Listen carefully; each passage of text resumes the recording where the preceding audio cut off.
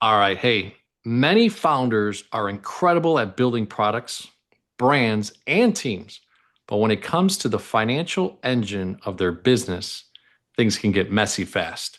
Today's guest helps purpose driven founders turn financial chaos into clarity.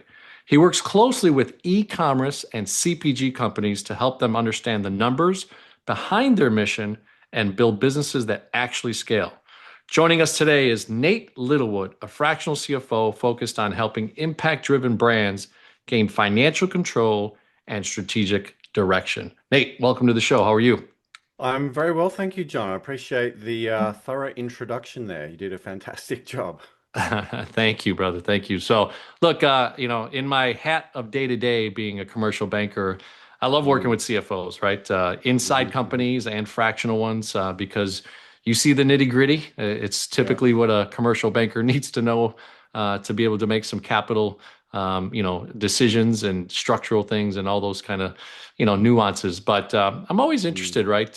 Where this hat comes from, because not all of us like numbers. Not all of us think Hmm. about this part of the business. Many are dreamers and visionaries and stuff like that. But when you come down to the real numbers, it could be messy, as I said in the beginning. So tell us a little bit about your background, the story, and kind of were you an entrepreneur all your life, family, all Hmm. that good stuff. So take it away.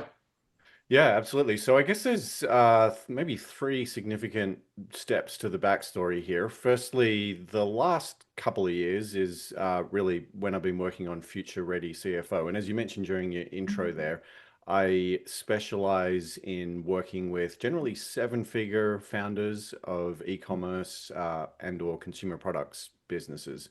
And happy to talk a little bit more about some of the nuances and oddities of that industry, if you will. But immediately prior to that, I spent a year or two mentoring with a accelerator program based here in New York called Food Future Co. And we specialized in basically getting early stage founders ready for their first round of institutional investment. And honestly, it was that experience and getting to work with so many other founders through that that really opened my eyes to this whole field of coaching and, consulting, which is essentially, what I'm now doing. Quite frankly, I'd never really given it much thought as a career path prior to that.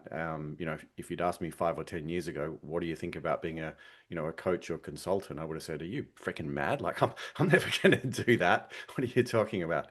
But before getting into the mentoring, I ran my own e-commerce business for about 7 years in a co-founder CEO capacity.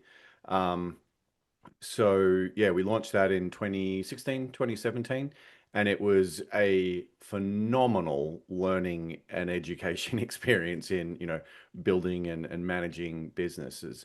The hands-on experience that you get from actually being in the hot seat and, understanding what it's like to be stressed about making next month's payroll or running around at the last minute figuring out how to finance a purchase order when the supplier is demanding payment. Like I've done all those things. I've experienced those things, and I think having that firsthand experience of what it's actually like to live in my client's shoes is incredibly powerful in terms of now working with them in more of an advisory capacity.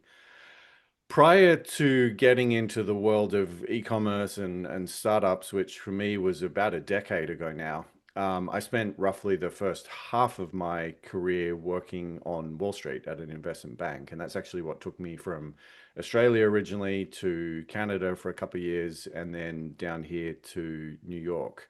Um, I had an interesting career there. I got to travel a lot, learned a heck of a lot, but for a very large part of that time period, I think I knew deep down it wasn't really me and wasn't really that well aligned with my, values and personal mission statement.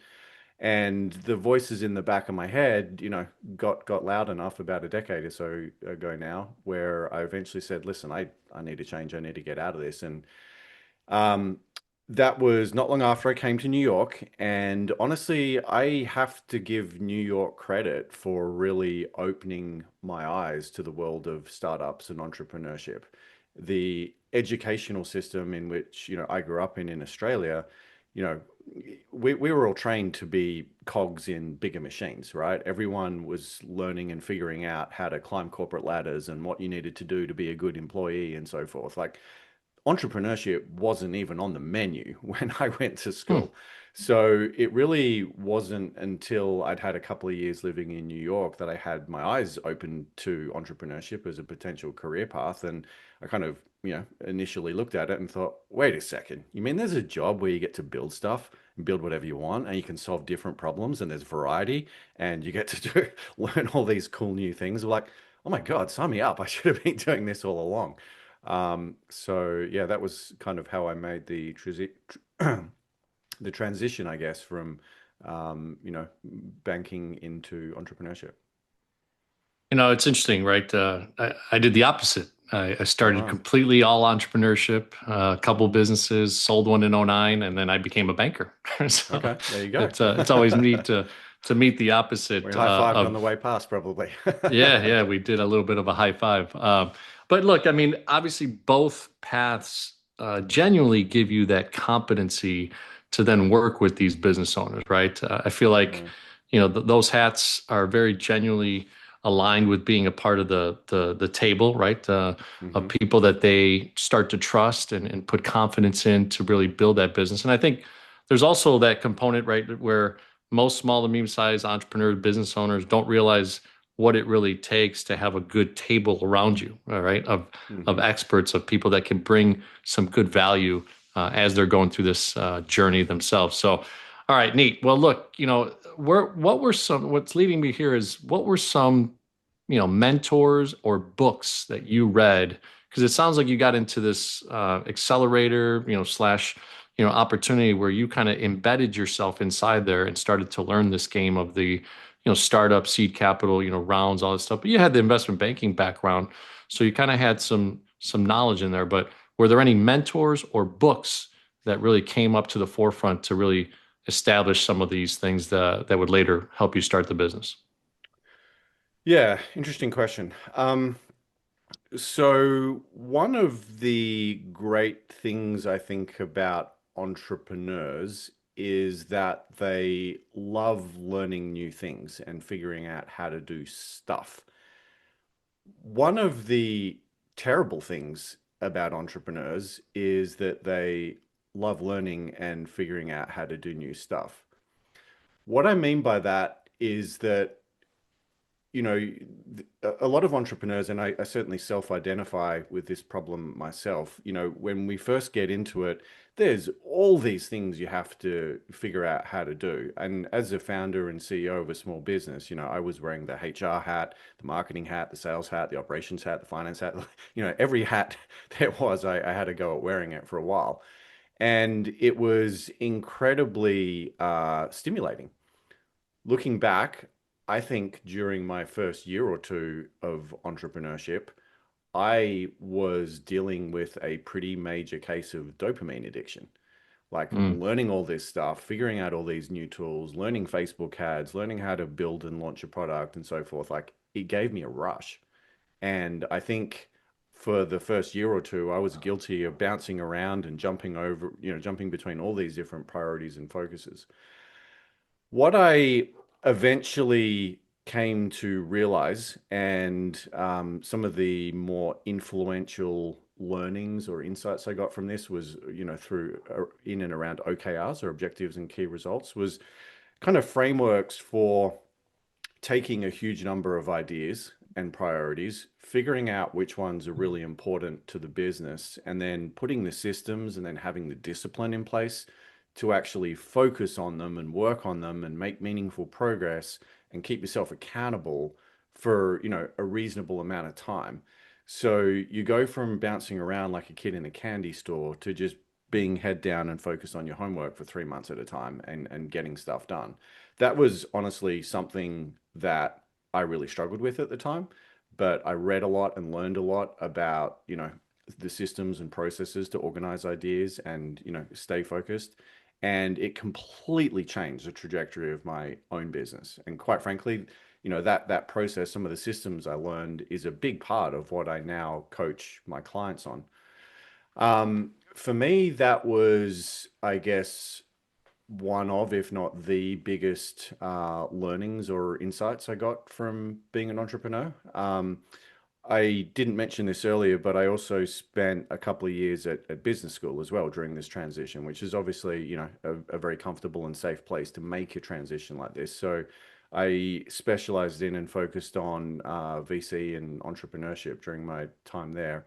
So had plenty of time to, learn all the entrepreneurial frameworks, learn about the lean startup methodology and learn about product market fit, learn about, all the, frameworks that the entrepreneurial ecosystem uses.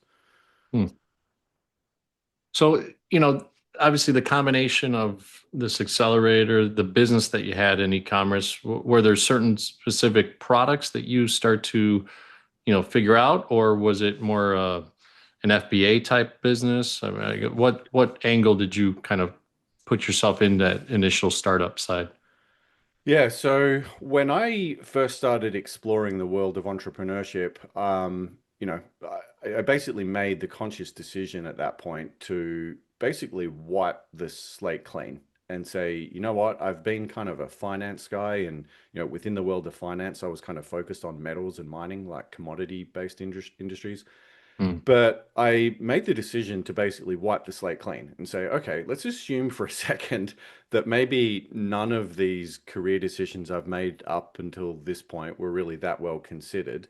What happens if we just take a blank sheet of paper here and think about where my real passions and interests are? What are the stuff that really, really lights me up and gets me excited? So I basically came up with a Venn diagram with three circles. And on this diagram, there was food. My first ever career aspiration was actually to become a chef, and I've always been intrigued by food and food culture. And I've done cooking lessons in maybe 20 different countries now. Um, so food was a part of it. Another part was sustainability in the environment. In my spare time, I love camping, being outdoors, biking, hiking, camping, that sort of stuff. So, I'm very passionate about nature and the natural world. And then there was technology. And that's really because I'm a trained engineer and candidly a bit of a geek at heart. So Hmm. when you overlap technology, food, and sustainability, I became very interested in concepts like urban agriculture and how food systems work and how and where food comes from and how people make food decisions. So I spent a lot of time looking at the, vertical farming and urban farming industry. Some of the businesses that folks may recognize, like Aero Farms, Gotham Greens, those sorts of companies. I eventually decided that that was not the right direction for me to go in, and instead focused on a consumer-facing version of that, which was basically a urban gardening business. So we developed our own products for basically growing food in urban environments. So Hmm. think microgreens, mushroom kits, grow lights, hydroponic supplies, nutrients, substrates, all that sort of stuff. And part of the thinking behind this was that we wanted to provide a product and service that could reconnect people with their food in a powerful way because we believe that by getting people more engaged with their food, they're more likely to make responsible, sustainable, healthy food choices. We live in a society today where most of us are so disconnected and completely unfamiliar with where our food comes from, was how it's produced. And, we just pick up a box in the supermarket and put it in the trolley. That, that has consequences Hmm. to the world around us. And, we wanted to do something about that. So that was the Yeah. direction I went in with my entrepreneurial endeavors. And, part of why I feel so passionately about working with purpose and impact driven startups. But yeah.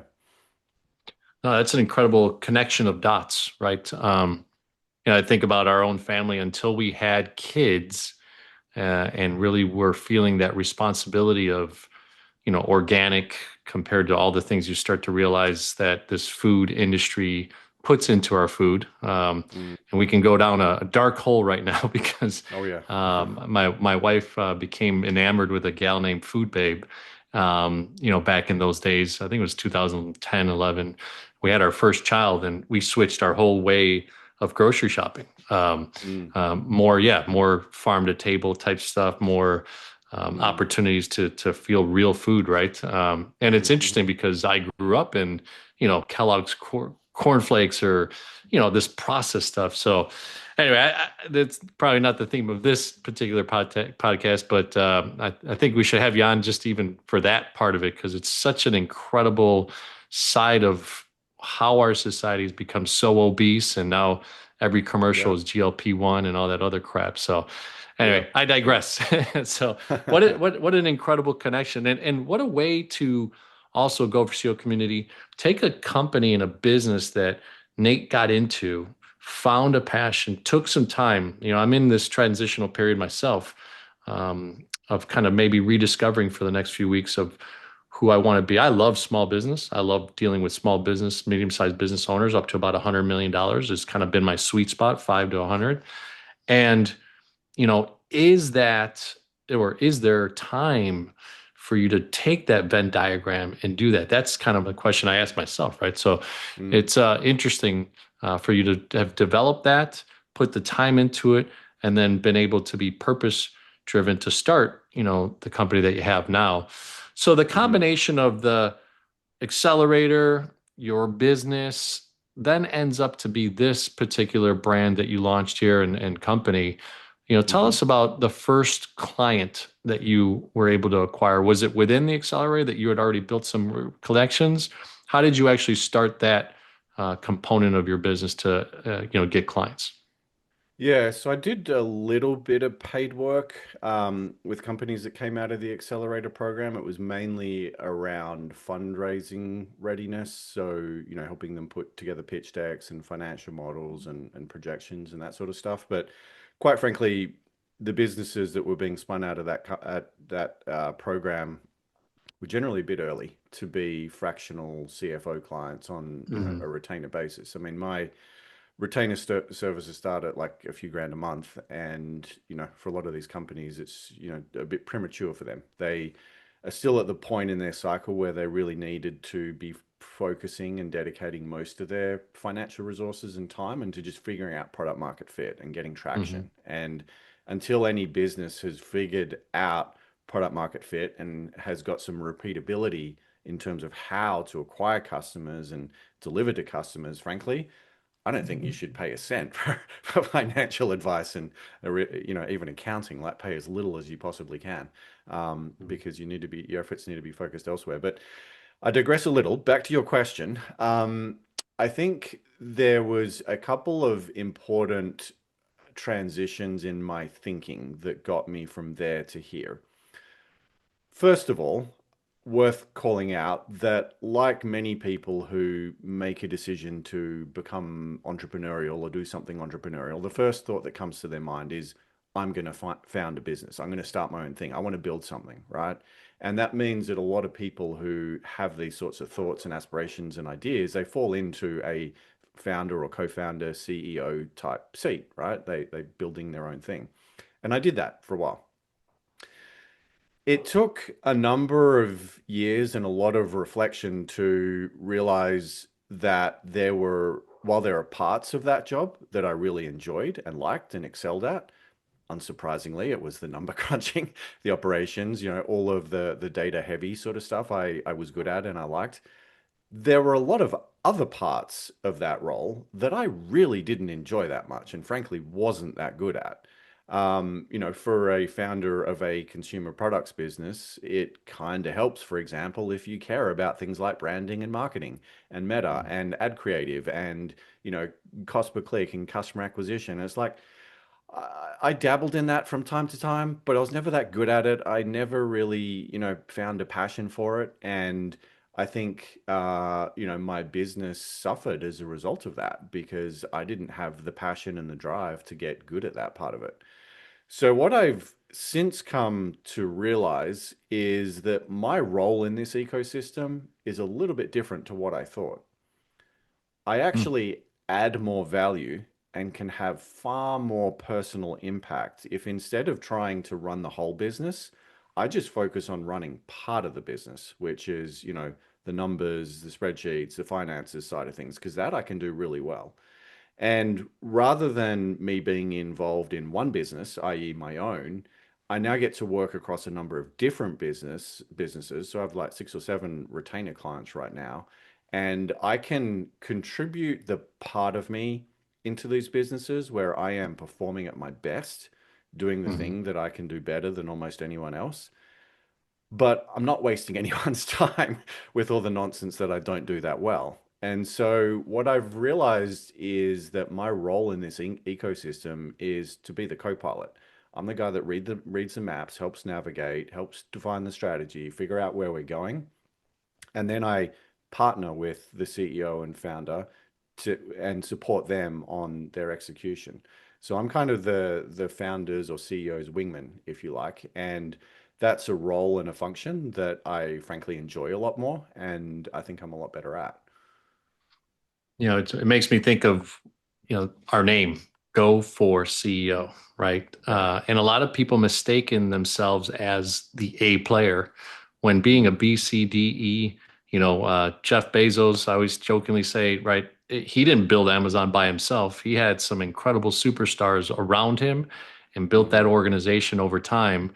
And needed the Nate Littlewoods, right, to be at his side and be at the table strategizing, of course, with his vision, Steve Jobs and those types of guys, and the guy of Uber. I saw his Travis, one of the Netflix shows, and I'm like, you know what? That is so, keen to what a true like visionary CEO, big time thinking like Elon Musk. And then there's other people like CFOs and CIOs and all these teams, right? That you hopefully get a chance to build, or you do it fractionally. So what a Hmm. keen observation that you realize, like, hey, I don't need to be the number one. I can be the Hmm. number two, number three, number four, right? Depending on the positioning that CEO wants you to be, but specifically in that role and what impact you're making in those businesses. So, really, really Hmm. neat. So, and again, I'll come back just a little bit because I think one of the things that people, feel mysterious about is, all right, well, hey, you're in this thing, you're doing that thing, you started a business, and then you got into an accelerator, but what are some of the ways that you are funding yourself? Or like, were you always investor driven because of your background and were able to get capital, or were you always kind of a little bit hybrid, like, hey, having the business started some revenue sources and then that created income? What were some of the personal ways that you sustained yourself through these different iterations of yourself? Yeah. Yeah. Well, having worked on Wall Street for nearly a decade, I was lucky enough to have, obviously accumulated some personal financial savings by that point. So I put a little bit of my own capital Hmm. into the e-commerce business to get things started. In addition to that, we did a Kickstarter campaign for our first product, which is basically a product crowdfunding platform Hmm. where the way to think about it is you're effectively pre-selling a product. There's a huge community around it. You put together a video and promotion and a website and so forth. And you're basically saying to the community, hey guys, we want to bring this thing into the world. We think it solves a problem for you. Would you be willing to kind of back us and help, fund the initial production run and get this thing off the ground? So that's what we did. We never raised any outside money beyond that. The seed capital that I put in combined with the Kickstarter is the only money we ever raised. And that meant that we were never the type of startup that had millions of dollars in the bank. Like having tens of thousands of dollars in the bank was, significant for us at any one time. And I think that had a very, very important implication or important implications into the style of entrepreneurship that I learned and developed, which is that I didn't become an entrepreneur in a world where, okay, there's abundant resources, we can afford to hire whatever we want. Like any problem that emerges, I can buy a solution to that.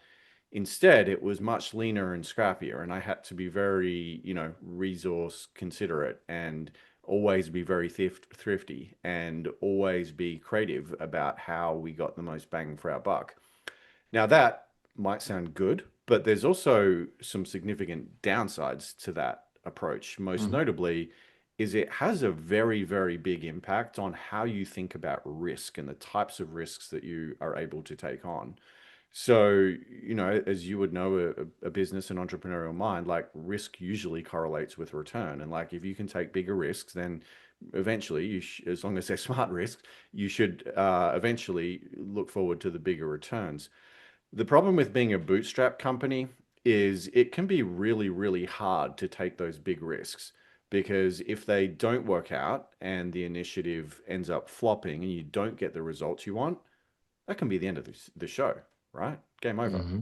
Lights out. If you were a better capitalized company with more money, you could actually afford to absorb a few of those hits before, you the lights go out. But as a bootstrap company, one major F up and, you're toast. That's it. And so that meant that we had to take a much more moderate approach to risk. And I think as a result, you'd normally expect these sort of businesses to be a bit more moderate in terms of their growth profile. You can't be as aggressive with growth. So I don't know that there's necessarily a good or, bad path when it comes to funding. They're different. I think it made sense for where we were at and the type of business that we were building. Not just for us, but the truth is that, physical products companies are very difficult businesses to finance with outside money. I mean, they just don't offer the types of return profiles that a lot of investors are looking for. So, they're not easy businesses to finance. And because I had the personal capital and we had the Kickstarter capital and we were profitable from incredibly early on, like we were generating a profit within the first 6 months of getting the thing off the ground. So, yeah, that was kind of the path we took, and I guess what I learned from it. Oh, and we appreciate that. Obviously, one of the things, right, that you always start to figure out is, hey, how do you want to go into business, right? With your own capital, with your own equity from your home.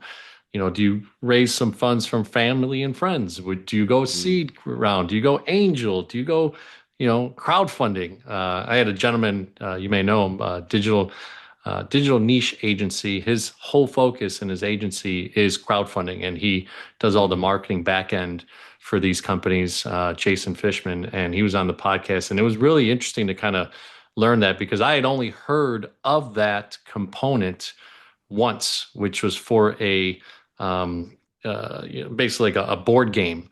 hmm. Gentleman actually lives here in the Illinois area, and it was called Tycoon Raccoon, something like that. And it was Okay. interesting. The board game he created a crowdfunding for it, and he raised $1.5 million. I was blown away because he had come to me for commercial lending.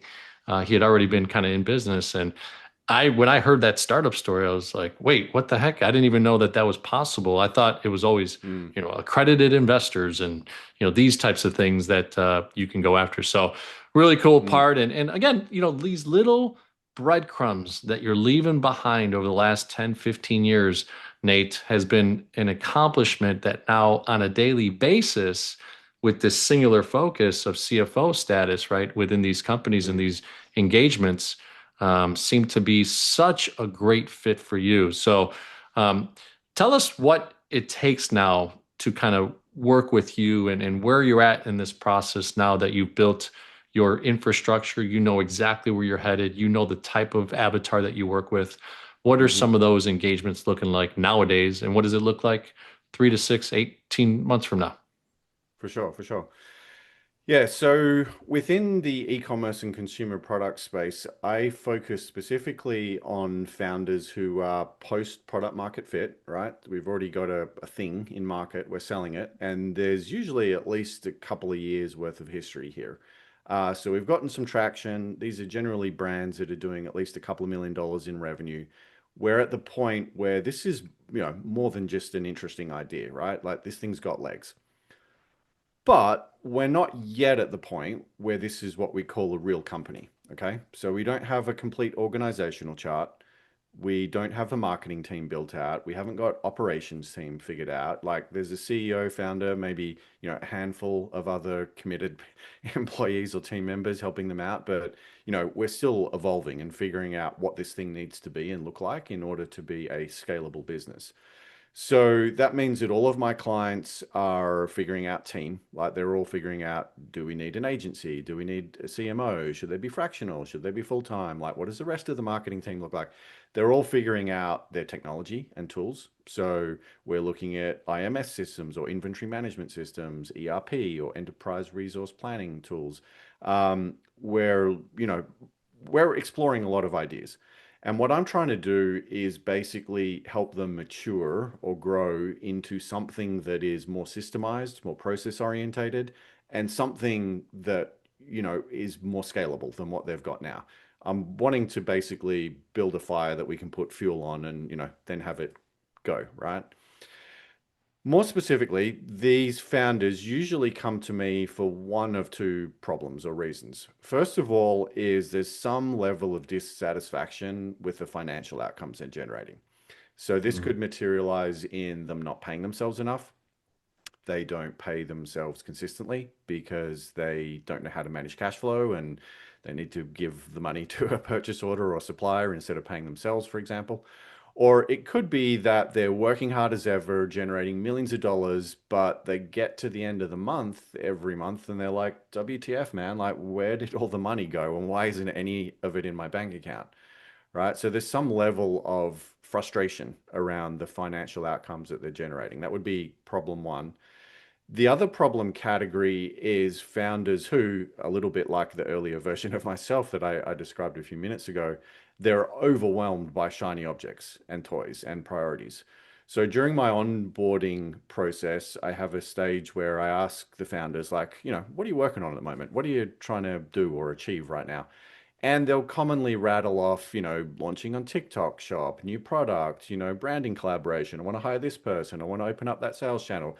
By the time we jot these all down, there's usually 20 or 30 of them, right? And at this point in the conversation, I usually have to turn around and say, listen, with all due respect, when I hear you tell me that you have 20 or 30 different priorities, what I hear is that you actually have none. And if you have no priorities, then we're not going to be making meaningful progress on any of this. So, what we then do is I walk them through a three-step process to basically figure out what their priorities should be. There's three different frameworks I use to get there. The first is about ROI or return on investment.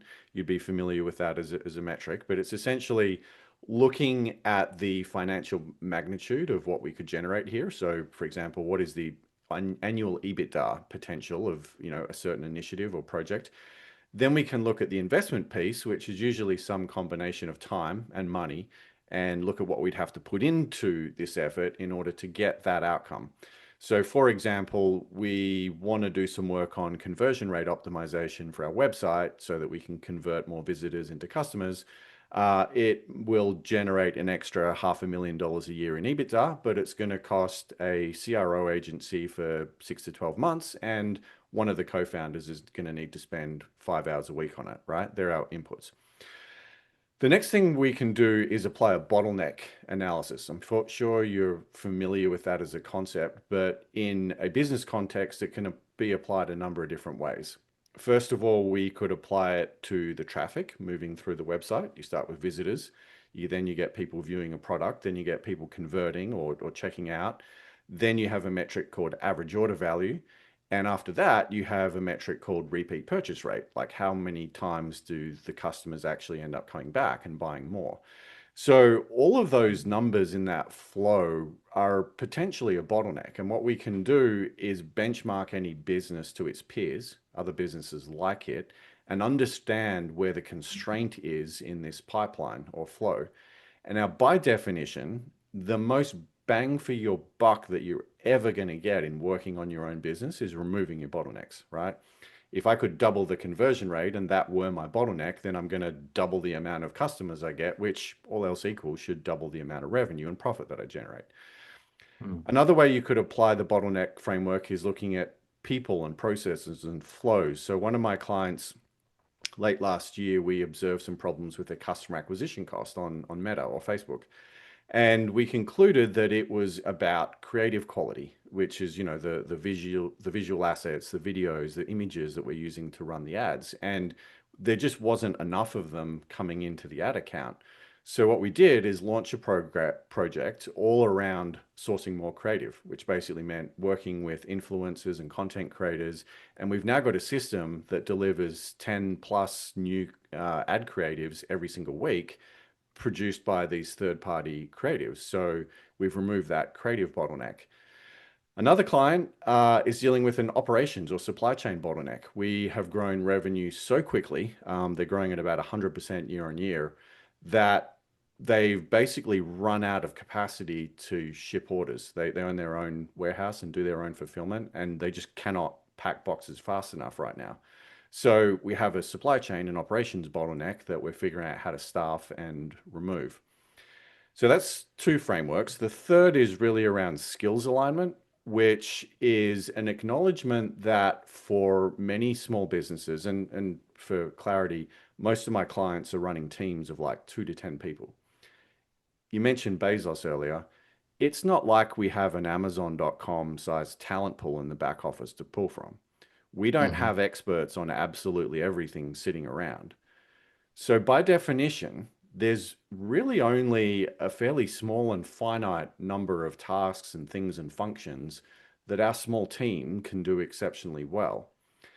It makes no sense to anyone, for me as your coach or advisor, to put a 30-pound bowling ball in front of you and say, now kick it 200 yards to the goal, because you're going to break your toe and the not going to go 200 yards, right? It'll be a disaster.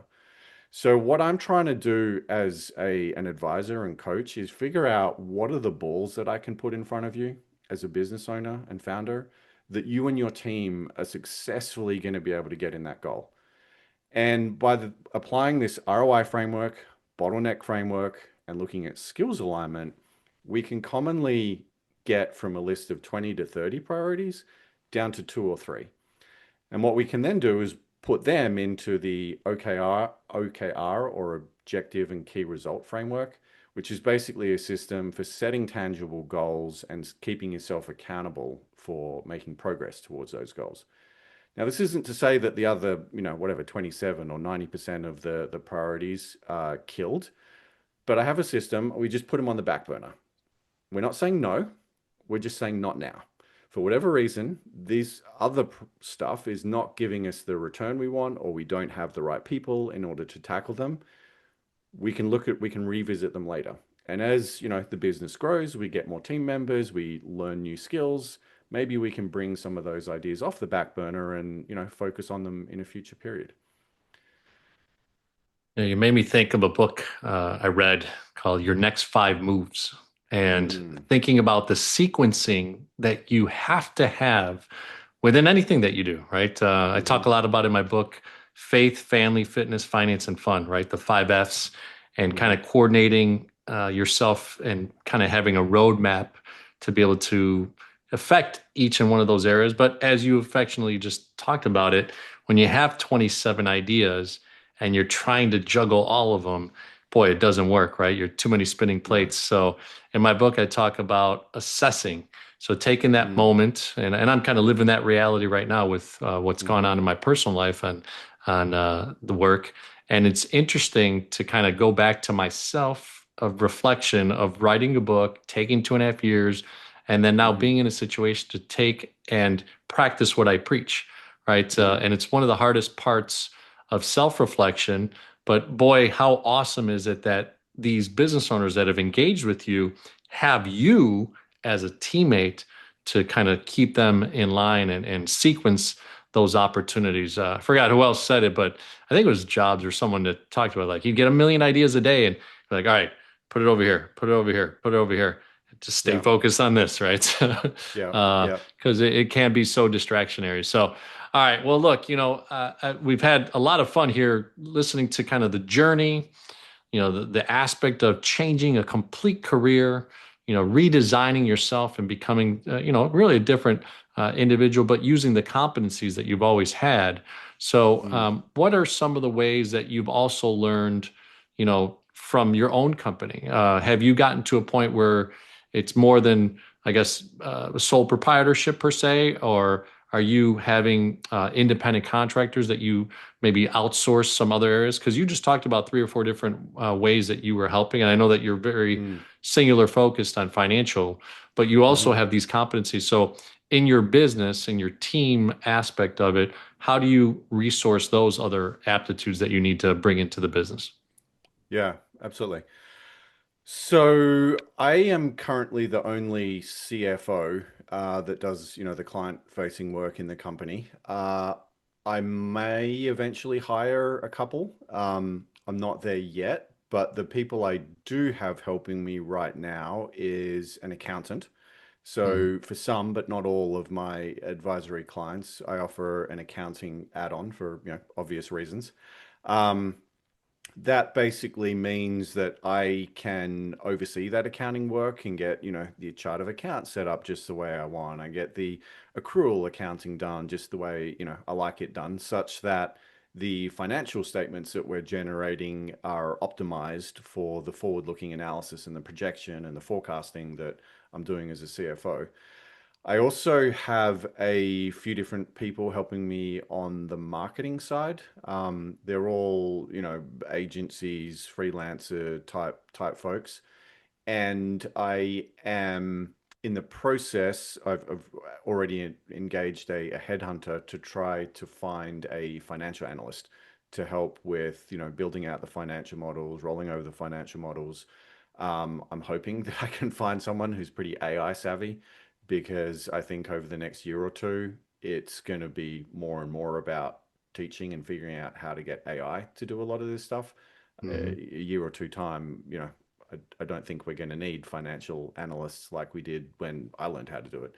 That skill and trade is probably going extinct. So, yeah, that's how I'm evolving. I candidly don't really aspire to grow Future Ready to much more than about 10 to 12 people.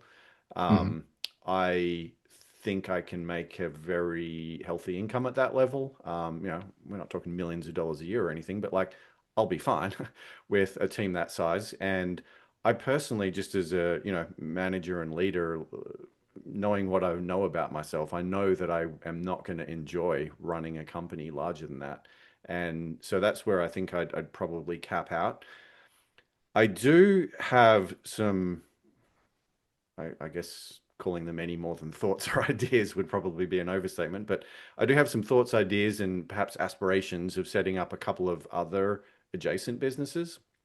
So given what I told you earlier about where my clients are typically at in their journey, like they're all trying to build teams, they're all trying to figure out systems. So I think there could be an interesting future add-on for like a supply chain and operations management company that, finds the right tools and implements the right tools and people and technology into these companies. I have been working with offshore analysts and virtual assistants for heck, basically my entire career, like over 20 years now. So I'm very familiar with working with people in India and the Philippines and places like that. So I might also set up a recruiting firm at some point or a headhunting firm like the one that I'm currently working with myself to basically help my clients find the offshore support and team members that they need to grow their businesses. So there's a couple of other ideas like that. Some, businesses that would explicitly solve problems that I see my clients running into, very, very frequently that I think I could, provide good lead flow if I could feed them into some other businesses. And it's an interesting time. I've recently had quite a few AI, per se, gurus, experts, innovators, starting businesses. I remember Leah Nurick, who I just recently had from Brandy.ai, and her explaining how SEO has really changed to GEO, Hmm. right? Hmm. Generative, et cetera, et cetera. I forgot what the total name is, but um, and it's interesting, right? I have a gentleman also that I'm working with some of the business owners that I've had for as clients for years. And in this transitional period, we've been talking to them about agents in the back office, right? So Hmm. AR, AP, invoicing, workflow. What does that really look like? How to automate that, all that type of stuff. And it's Yeah, you're right. It's an interesting time. I think, ultimately there's some bottlenecks in that industry, Hmm. from resources of power to what does it really take to, put up all these data centers. I just saw a podcast with Diary of a CEO. The gentleman was talking about, could it create some incredible, downfall in our economy with the amount of money that we're spending in infrastructure? And it's been Hmm. historically proven that when you build out infrastructure in a country, there is a time that you implode, right? You Hmm. put in so many resources, the output wasn't good enough on the ROI, and then you have to kind of reestablish yourself. So we live in interesting times, my friend. So, We well, certainly look, do. you've given us a lot to think about.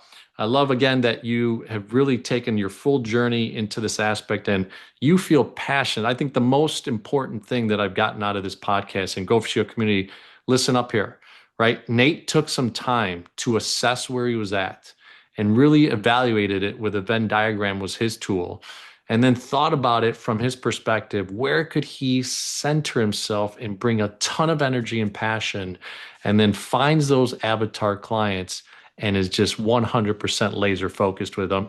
And then now, once he's created that, which is what he's done, is thinking about some verticals that can then implement on the back end side too to help. And I'm assuming it's going to be to help those continued clients and engagements that you have right now, right? Yeah, exactly. So Exactly. Yeah. awesome. Awesome. I love it. All right. So we end with CEO for the Go Show podcast, and C is client experience. All right. So we Hmm. want to know from your word, what is the value proposition that a client should expect doing business with Nate and your business? Right. Number two is engagement. And I'll kind of prep you for that one. And O is for operational excellence. So, but from a client experience, maybe 60 seconds, how would you break down what it means to do business with you? So bringing in someone like me is really a bit like bringing on a co-founder on demand. I happen to just be the co-founder who is really good with the finance numbers and data. So a lot of entrepreneurs get into business because they're creative, they're designers, they like product, whatever.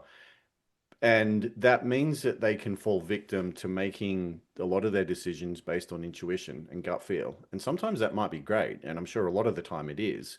But really, what I'm trying to bring to the table is to give the finances and numbers a voice.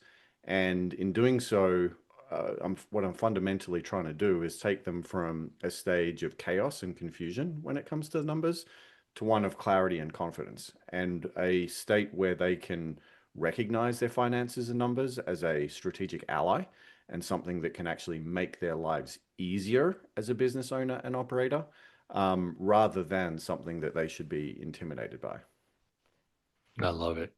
All right, my friend, this one's always an intriguing one. It's engagement, and Hmm.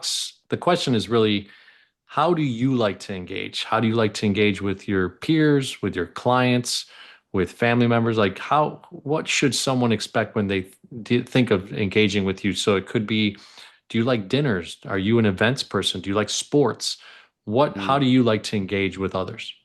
yeah. The word that's coming to mind is two words, actually: authenticity and vulnerability. I think that a lot of founders and entrepreneurs like to put up this facade and tell this story to the people around them that, hey, look at me, I'm a founder, I'm building this amazing business, I've got this, cool product that I'm selling, and everything's going great. But deep down, they're all struggling with something. They've all got, demons in the closet, they've all got fears, they've all got doubts, they've all got concerns. And what I really focus on is pulling those, fears and concerns out of the closet and say, hey, like, don't bullshit me. I know what it's like to be in your shoes. I know that everything's not great. And hey, even if you try to tell me that, like, give me 5 minutes with your financial statements and I'll tell you why things aren't great. Um, and then it's like, well, okay, let's not be scared of this. Like, let's have a conversation about it. Like, how do we fix this for you? How do we make it better for you?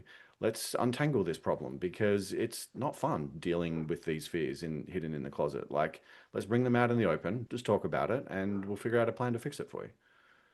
All right. So I'm going to dig a little bit deeper on this one just because I want to get Hmm. to where I didn't frame the question probably properly. So Mm. engagement, I love that, you said it from a business aspect, but you personally, do you like to have a Mm, bourbon and sit down with someone and talk about these things? Do you like to eat over food? I know you talked about being possibly a culinary mm, aspirations earlier in the podcast. What is the mm, way that you like to engage? So bring people to a dinner, have a mm. bourbon, stuff like that. Just a little bit more on that. I like to engage with people over coffee. I don't mind a beer in the afternoon, being Australian. I'm actually talking to a prospect at the moment in the cycling industry. I'm a pretty big cyclist. I spend most of my weekends riding, and it might actually be my first ever bike ride with a client coming up Oh, soon. So wow. I'm excited about that. That's awesome. All right. Well, I won't say shrimp on the bobby. All right, all right. So I had to get that one. It was just kind of brewing inside me. Sorry, a little I bit can of a. tell you're itching to get that out. I know it was American humor. Sorry about that. All right. All So good. last one is operational excellence, right? And we always Yeah. talk about right nowadays. Almost every podcast at the operational excellence says, "Oh yeah, Chat GPT and Claude and this and that," right? But give us Yeah, some yeah. insights, right? Obviously you're lean and mean right now. You think of Uh-huh. yourself, as a probably 10 to 12 person organization. What are the tools that you're using and what do you forecast it, or are the tools that you have implementing, are they scalable as well that you're using right now? Yeah. When you say tools, are you Like interested in Monday.com, frame HubSpot, technology? these types Okay. of Yeah, things. yeah. Yeah.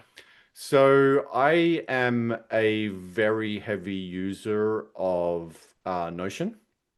Mhm. AI, my preferred tool is Claude, and I have recently been developing my proficiency at connecting things up with Make.com and Zapier.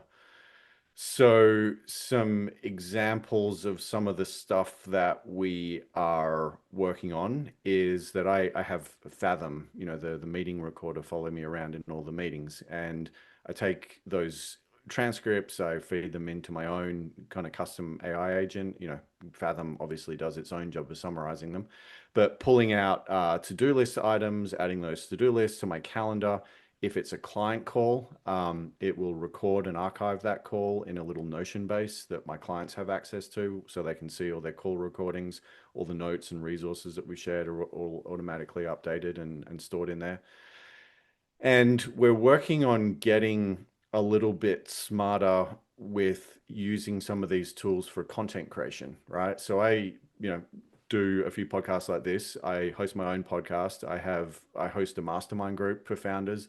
I obviously have my client calls, I have sales calls. Like there's dozens and dozens of hours of content and ideas that I'm, talking about with people every month.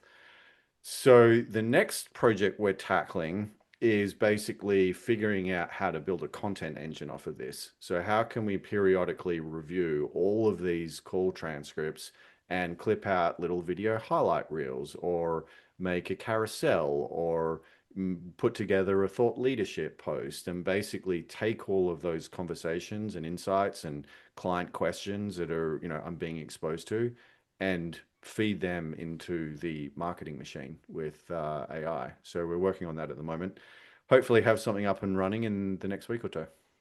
I love it. I love it. One thing, I don't know if you ever listen to PBD podcast, but Patrick Bet David has a consulting side, PBD Consulting. And recently I saw him launch, within his Valuetainment Lion Holdings company, PBD podcast, and it's all clips of him doing actual consulting, meetings. And Mm, I'm assuming, getting, permission from the clients to expose, whatever they're talking about. And it really made me think about that because as a fractional, if you could even be recording, the conversations that you have with these founders and maybe exclude, whatever names of, I don't know, vendors or whatever, or specific numbers, but it's really interesting to kind of see him in the moment hmm talking to a business owner and giving them real consultative feedback based on obviously his, he sold a company for 250 million. So he's got some chops on that. But Hmm. it's really interesting, and he's developed, the PBD podcast more political side of the valuetainment is value and entertainment, and then there's Mm. now this other side of consulting, and he's got a comedy one and all this stuff. So I can relate to what you just said because 5 years, almost 6 years into now the Go for CO podcast, the one innovative thing I came up with is the shorts, and that was AI driven with Opus.ai and Hmm. Opus clips, and really taking this long format and giving it another energy through shorts. So it's really cool. Hmm. Awesome, brother. Well, hey, what would be a way to get a hold of you? What's the best way to connect, to DM, LinkedIn? Yep. What's kind of the way that if someone was interested in your services and talking to you one on one or going through your client experience, how would they do that? Yeah, absolutely. So my most active social platform is definitely LinkedIn. My name again is Nate Littlewood. It's a fairly unique one, so I shouldn't be too hard to find.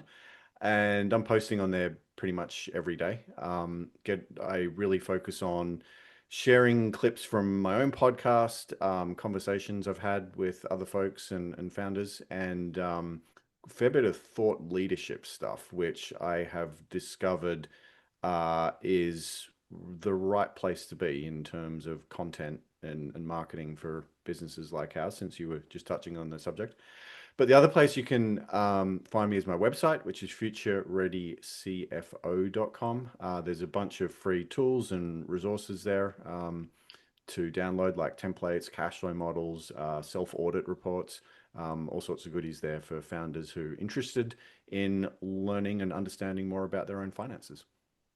Awesome. Well, hey, by the way, Go for SEO community, if you are not a subscriber, a large percentage of you watch the show, and I'll copy you from the Diary CEO. He always talks about, hey, why haven't you subscribed? So become a subscriber, be a part of the community. Also, pick up my book, The 4A Formula, Untangle Any Challenge, and Think Like a CEO.